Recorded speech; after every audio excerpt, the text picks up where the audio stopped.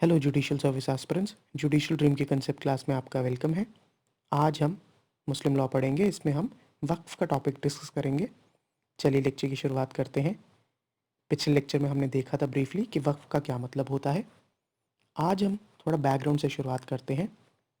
वक्फ़ का कोई explicit mention नहीं है कुरान में, लेकिन ये जो कॉन्सेप्ट है ये अराइज एंड इवॉल्व हुआ है एक हदीत से। हदीत ये है कि जब जो उमर थे, जो सहाबा यानी कि कंपेनियन थे, जिन लोगों ने प्रॉफिट के साथ हिजर की थी मक्का टू मदीना, उन्होंने एक दिन एक प्रॉपर्टी एक्वायर की। उन्होंने प्रॉफिट से पूछा कि मैं इसका कैसे कोई चैरिटेबल यूज़ कर सकता हूँ, मुझे बताएं। प्रॉफिट ने उन्हें बोला, आप इसको हमेशा के लिए डेडिकेट कर दीजिए in the name of all mighty God, और इसका कोई बेनिफिट खुद के लिए यूज़ ना कीजिए।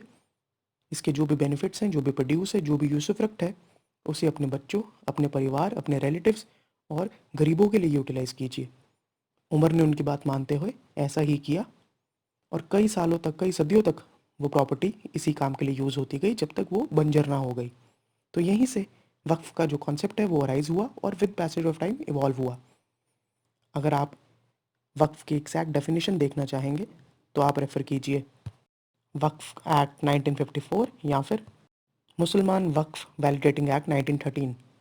दोनों डेफिनेशंस एग्जैक्टली सिमिलर नहीं है, लेकिन जो जिस्ट है, जो सार निकल कर आ रहा है, वो लगभग ऑन सिमिलर लाइंस है।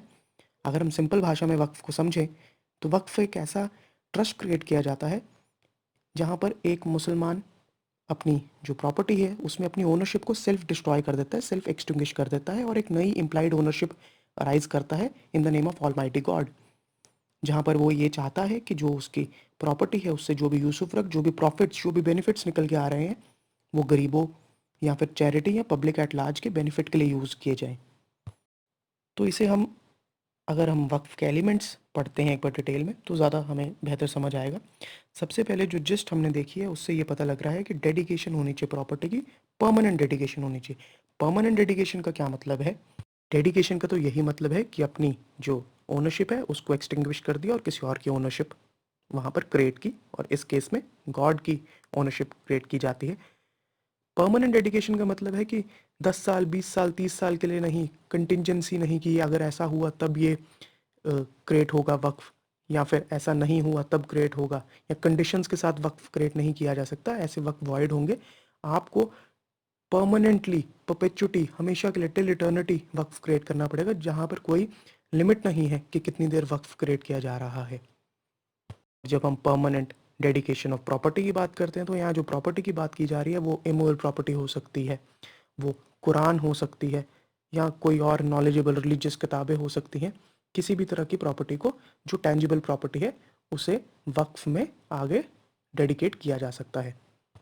हमारे पास कोई सेट प्रोसीजर नहीं है कि वक्फ कैसे क्रिएट किया जाएगा। डीड भी हो सकती है जिसे वक्फनामा बोलते हैं, ओरली भी क्रिएट किया जा सकता है। हाँ, लेकिन अगर इमूवेबल प्रॉपर्टी को ट्रांसफ़र किया जा रहा है या उसमें राइट्स क्रिएट की जा रही हैं and the value of the immovable property is above ₹100, तो ऑब्वियसली रजिस्ट्रेशन एक्ट आपको मैंडेट करती है कि उसे रजिस्टर करवाना ज़रूरी है, तो वहाँ पर ऑब्वियसली वो इन राइटिंग ही होगी। सेकेंड एलिमेंट जो ज़रूरी है कि जो वाकिफ़ है, जो डेडिकेटर है, ही शुड बी कम्पिटेंट। कहने का मतलब एक तो प्रॉपर्टी उन्हीं की होनी चाहिए, उनके राइट्स होने चाहिए उस प्रॉपर्टी को फर्दर डेडिकेट करने के लिए। ऐसा नहीं है किसी और की प्रॉपर्टी डेडिकेट कर रहे हैं। ही should be a Musalman, he should be of sound mind, and he should be major. Minor जो वाकिफ़ है वो कभी वाकिफ़ नहीं बन सकता। थर्डली, जो आपका पर्पस होगा वो चैरिटेबल, रिलीजियस और पायस होना चाहिए वक्फ क्रिएट करने के लिए। फॉर एग्जाम्पल, अगर आप एक प्रॉपर्टी को डेडिकेट कर रहे हो कि इस प्रॉपर्टी से जो भी रेंट आएगा वो किसी इमाम बाड़ा या मॉस्क की रिपेयर के लिए या उसकी कंस्ट्रक्शन के लिए यूज़ होगा, वो लोगों को कुरान देने के लिए, कुरान बांटी जाएगी लोगों में, उसके लिए यूज़ होगा, गरीबों को पैसे देने के लिए यूज़ होगा।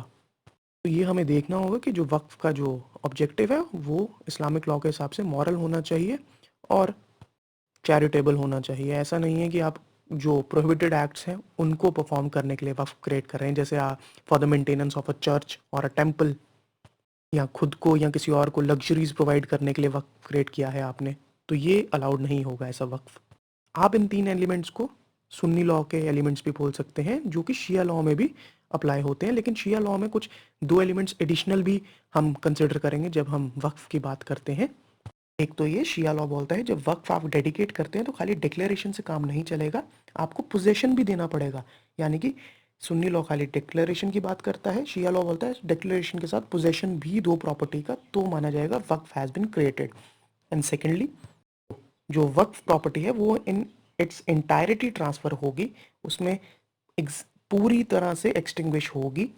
जो वाकिफ़ हैं उनकी ओनरशिप, वो उससे कोई बेनिफिट खुद के लिए नहीं ले सकते, खुद की डेट क्लियर करने के लिए, खुद के कुछ मेंटेनेंस के लिए, अपने परिवार में कुछ जो बच्चे हैं, बीवी बच्चे हैं, उनकी मेंटेनेंस के लिए।